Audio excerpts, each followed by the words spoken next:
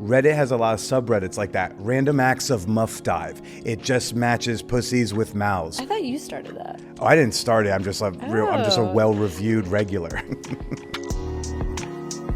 Have you ever wanted to be a sluttier man? Do you feel like you could be having more sex, more casual sex, more non-strings attached sex, maybe just more sex with a partner or partners that you already have? Well, today we are going to give you a step-by-step guide to being a man whore without being an asshole. And for this, I have invited my friend, Billy Procida from the Manwhore podcast. Hi, Billy. Welcome. Hello, Caitlin. I'm so glad that you're here. I'm so happy to be here. We've reversed roles a little bit because usually you've been interviewing me, but I specifically wanted to have you on because you have this very curiously titled podcast. So will you give everyone just a quick introduction of yourself, and why did you choose to name your podcast Manwhore? So I'm Billy Procida. I'm a stand-up comedian in New York City, and I host a show called the Manwhore Podcast, Sex Positive Conversations. And a lot of people think, oh, wait, so you're the Manwhore? It's like, no. I'm Billy Procida. I host the Manwhore Podcast. I titled it that because I had this problem in my early 20s and in college where women would sleep with me, but they didn't want to date me. And I wanted to find out why. So I started a podcast to interview women I hooked up with about why we didn't work out. And a lot of women had, they would playfully call me like a man whore or call me a slut because I was having so many interesting, varied experiences in New York City, on Craigslist, at bars, having group sex, voyeurism, all sorts of fun activities. But then I thought, oh, is that why we didn't date? Was I too slutty to be loved? So I call it the Manwhore Podcast as a nod to that history of me, but I don't go around being like, what's up, everybody? I'm the man whore. It's very Andrew Tate-y. Do you identify as slutty? Yes. Okay. I like that word a lot more. It's very fun. It's cutesy, slut. And it actually. Man whore goes down, man four whore. 4 letters, 1 syllable, says it all. Yeah, man whore is very, grandiose. It's very aggressive. Yeah, whereas slut is playful. Slut is like, you could name a cat slut. It would work. Is that what you learned? That you were too promiscuous to have a relationship with the women that you were dating? It turned out it wasn't that at all. It wasn't even any one reason. Sometimes it was circumstances. Sometimes they just lost some interest. When it's not a fit, it's not a fit. And one of the things I think I've learned, not just from doing the show, but in my, sex and dating life and career, would be that not everyone's going to be a fit for everyone. It's okay. It doesn't make you a bad person. It doesn't mean you've got to fix something. You just need to accept the reality of that. Right, and there's nothing to be pathologized there, right? Like if you were constantly coming up with the same thing and you're the commonality, something to look at, but at the same time, you're just not going to be a fit for all the people that you come across. That was my instinct. But if 5 women keep giving me the same piece of feedback, right, then I've got to take a look at that and see what I need to work on in myself. Did you come by sluttiness honestly? Is it something that you were just born into? Did you have to learn it later on? I was born this way. I just came out the womb just being like, give me. No. I went to college in New York City, so it was just a really ample dating environment. So if you were kind of cute and a little bit confident, you could make out with a lot of pretty people. And I think then I just started also exploring a lot of alternative sex scenes on Craigslist. It was very active. I think Reddit has filled in the gap that Craigslist has left. I just went and I explored a lot. Here's something that I think people would find interesting about the difference between you and I is that I think I've been cute and confident. I was certainly in college. And I had trouble getting laid. And until I started, I had a strategy. I developed, I figured it out, don't get me wrong.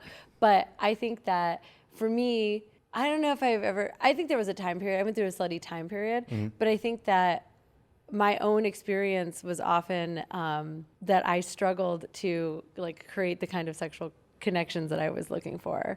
And I think that when you look at the two, you're like, this is a woman and she's probably super easy for her to have all the sex in the whole world. And that has not been my experience. Well, because what's in brackets left unsaid is not access to the act of sex, but sex with someone with whom you'd want to have sex with. You know what I mean? Sluttiness can wax and wane. I go through my own low libido, high libido. I've learned that my low libido is still kind of maybe higher than most people's standard. It's a spectrum. Yeah. But I don't really get too worked up about it. I go, okay, I'm not too horny right now, I don't force myself to have sex I don't actually want to have. Well, and I think you made a great point in the distinction between like access to sex versus access to the sex you want to be having. And sometimes it's not about like a partner you're attracted to. Sometimes it's just really about like the energetic connection, the ease, the spaciousness, how safe you feel with a person. There have been plenty of people where I was like, okay, like this guy's attractive, I'm interested, and then like it didn't make me feel safe enough. Would have absolutely had sex with that person, but chose not to because of all the times that I chose to do it anyways and got burned.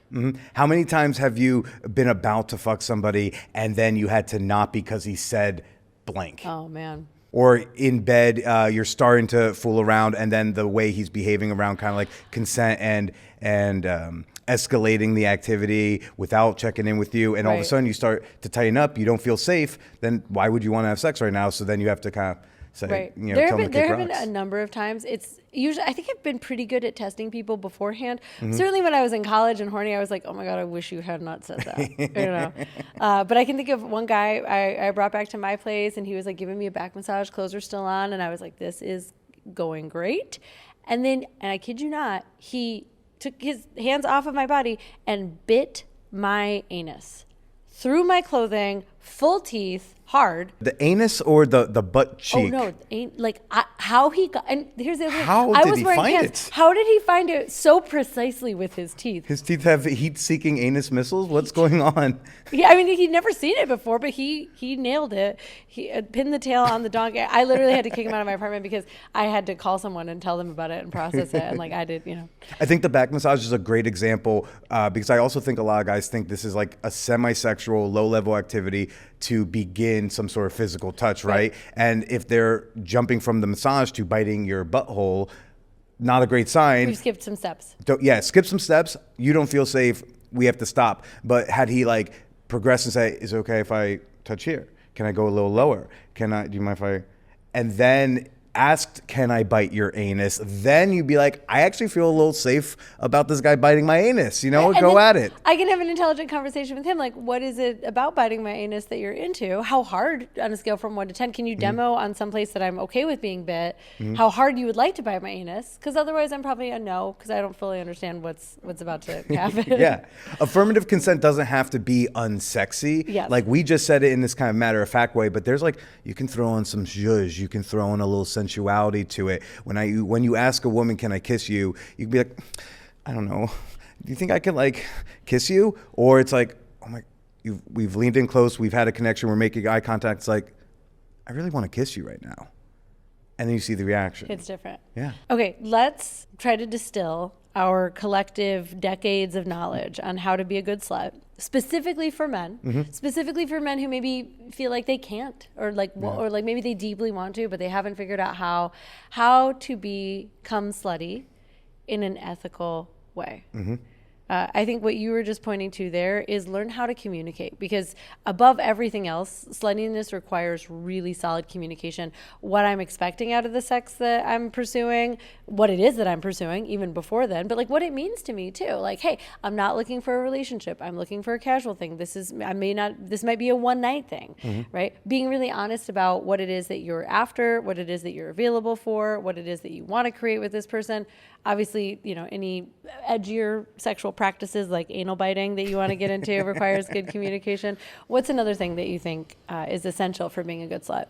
I think you have to start with like your mindset about it. So you first have to know that like casual sex doesn't mean not caring about them, right? They're still a human being with whom you're having a connection. And ideally you would like to have that connection for months or a very long time. If it's good sex, you'd like to have good sex with them for a long time.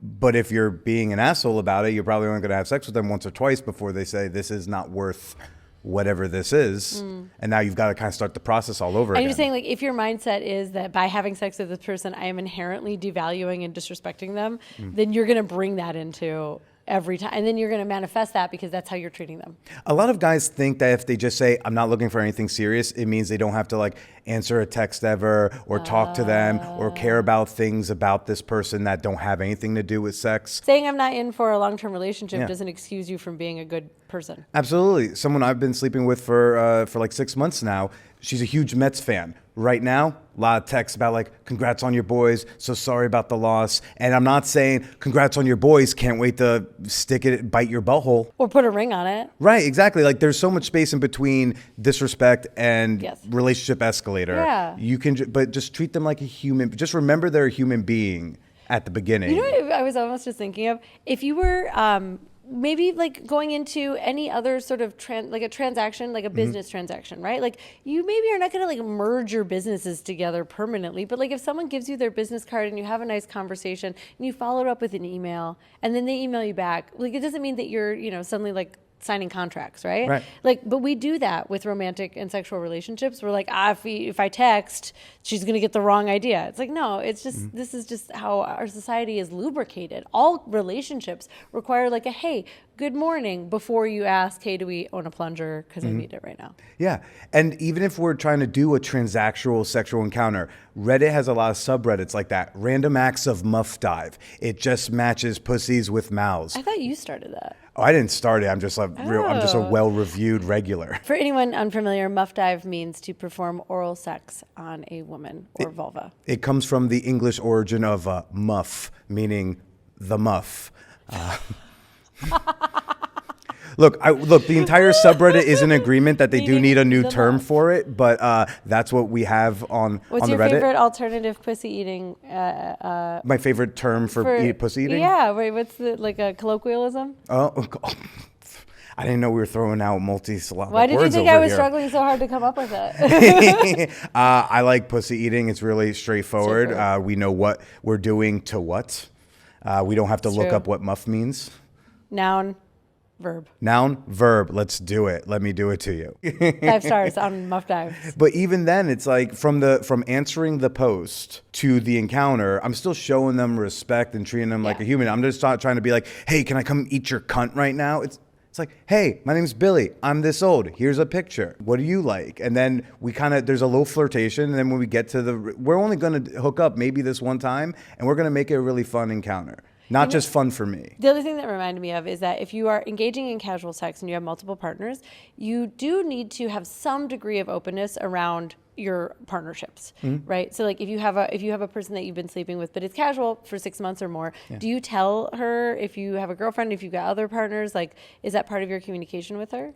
At some point, if we're sleeping with each other regularly, I might ask, hey, like, do you want to hear about other encounters? Do you really not want to hear about other people? Some people think it's like really hot to exchange sex stories before, after bed, during the week. Oh my God, I just had a threesome. Do you want to hear about it? Wow, I fucked this guy. His dick was bang. That can be fun for some people. It's not fun for all people. This regular sexual partner, when I started dating somebody else romantically, I let her know about that. And now she, I let her know as I was going along the relationship escalator. So she knew when I was talking to someone in LA. Yeah. She knew when we met up. She knew when we escalated to boyfriend, girlfriend. And that doesn't threaten my sexual relationship with her because we're not in competition there. Well, and you also, I think we owe it to other partners to be honest about things that we see coming too. I'm serious about this person. We're not boyfriend and girlfriend yet, but I could see us heading in that direction. Okay, we are boyfriend and girlfriend. We haven't exchanged I love yous yet, but I think I'm falling in love with that person. Like that's just, non-monogamy, keeping things like clean if you're having any sort of intimate relationships with multiple folks. Yeah, so like if I don't know where they stand on that, I might refer to like, oh, I had a date last night when really I had a random act of muff dive. But I might leave it to them to explore their curiosity and ask more questions. I think that's really well said. What do you think that we haven't touched on yet is the single most important thing for men to know if they want to enter a slutty era or like finally unleash their inner man slut? Let's not gender that. Yeah. Let's just call it slut. Yeah. Okay, thank you. Keep it chill. Just because you're pursuing something sexually doesn't mean you need to open with and focus on talking about sex. Yeah, underscore, triple underscore. And I would add to that, at least for me, and I can't speak for all women, for the most part, within the first like 5 to 10 minutes of meeting any man, I have determined whether or not I would like to sleep with him. Especially when I was single and I was sizing everyone up. Like if we met at a party or we met at a bar, like I was like, are they sleep with material? It becomes their job to lose. It's yours to lose. Yeah. If she's already decided, she's decided. You are not convincing her of shit, right? You are losing the possibility. And if she's interested, and women are horny too. If you've learned nothing from this channel, I hope you've gotten that. Like they're interested in having sex with you. So you can go in with a mindset of women do want to have sex with me. I'm here to figure out which one of them wants to have sex with me, and then to not lose the opportunity by being unsafe, by moving too fast, by making things too sexual, by making assumptions, by being, by not treating her like a full human. And then the rest of that is just checking in with like, hey, kind of feels like you're flirting with me. Yeah. Hey, kind of feels like you want to get intimate with me. Kind of feels like you want to kiss me right now. Like you move the conversation and the physical escalation of that encounter, but you're doing it following her lead or her openness, I think, most of the time. And then the other piece of that is know when to walk away. You began by saying, like, you're not everybody's cup of tea. You don't need to be. It doesn't mean anything about you. And not everyone is your cup of tea. I think a lot of guys go into sex and casual sex and dating with a scarcity mindset where they think anyone who's willing to sleep with me, I must sleep with them because I don't know when the next sex is going to show up. You respect yourself too. Like, you are allowed to not be interested in people you're physically attracted to. Just because she's hot doesn't mean you need to fuck her. There will be other hot people with whom you're a better fit. Right. And a friend of mine recently found someone was very emotionally attracted to her and was not physically attracted to her, and like didn't know what to do about it. And I was like, continue to develop a relationship. Maybe physical attraction never comes through, but maybe you'd be surprised if you like become open. You're so attracted to this person. You're telling me that like everything about their personality is something that you're interested in. They clearly like you. So maybe don't write it off right away, because understand that some of your attraction is about your like unhealed wounds and trauma, and you can't always trust it. And that thirst of, oh my gosh, I must fuck whoever. Women can read that off of you. They can sense it. You don't have to be having a lot of sex to not be thirsty. And that's why I say, like, it's not about tips and tricks for getting laid. It's about like, what is your mindset? How are you going into this? Are you trying to fuck people just to like fuck a bunch of people? Or are you trying to have like a lot of varied sexual fun with different people? Yeah. And are you coming into it like knowing that you can deliver fun and pleasure? Yeah. Yeah. If you can make a woman laugh, she's really excited to let you make her come. Thank you, Billy. Thanks for coming on. Thanks. Where can people find you? You can find me on Instagram at Billy is Procida and TikTok at the Billy Procida. And of course, check out my show on wherever you listen to audio, the Manwhore Podcast.